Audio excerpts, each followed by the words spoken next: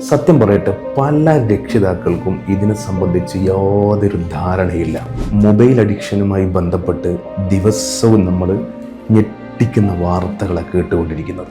നമ്മുടെ കുട്ടികൾ വളരെ ചെറുപ്പത്തിൽ തന്നെ മാനസിക രോഗികളാവുകയാണ്. വിഷാദം, ഉത്കണ്ഠ പോലെയുള്ള മാനസിക രോഗങ്ങൾക്ക് അവർ വിധേയപ്പെടുകയാണ്. കുതിരവട്ടം മാനസികാരോഗ്യ കേന്ദ്രത്തിലും കോഴിക്കോട് മെഡിക്കൽ കോളേജ് മാനസികാരോഗ്യ വിഭാഗത്തിലുമൊക്കെ ദിനംപ്രതി ചികിത്സക്കെത്തുന്ന വിദ്യാർത്ഥികളിൽ നല്ലൊരു ശതമാനം മൊബൈൽ അഡിക്ഷന്റെ ഭാഗമാണ്. ചെറുപ്പത്തിൽ കുട്ടികൾ കരയുമ്പോൾ ആ കരച്ചിലടക്കാൻ അവരുടെ വാശിക്ക് വഴങ്ങി നമ്മൾ കുട്ടികൾക്ക് മൊബൈൽ കൊടുത്തു തുടങ്ങും. പക്ഷേ അതിൻ്റെ ദുരന്തമാണ് ശരിക്കും അനുഭവിച്ചുകൊണ്ടിരിക്കുന്നത്. കുട്ടികൾക്ക് വളരെ അത്യാവശ്യത്തിനും സമയം നിശ്ചയിച്ചിട്ടും മാത്രം മൊബൈൽ കൊടുക്കുക. അവരുടെ വിനോദങ്ങളെ പരമാവധി മറ്റു കാര്യങ്ങളിലേക്ക് തിരിക്കാൻ ശ്രമിക്കുക. ഇങ്ങനെ പല മാർഗങ്ങളും മൊബൈൽ അഡിക്ഷൻ ഇല്ലാതാക്കാൻ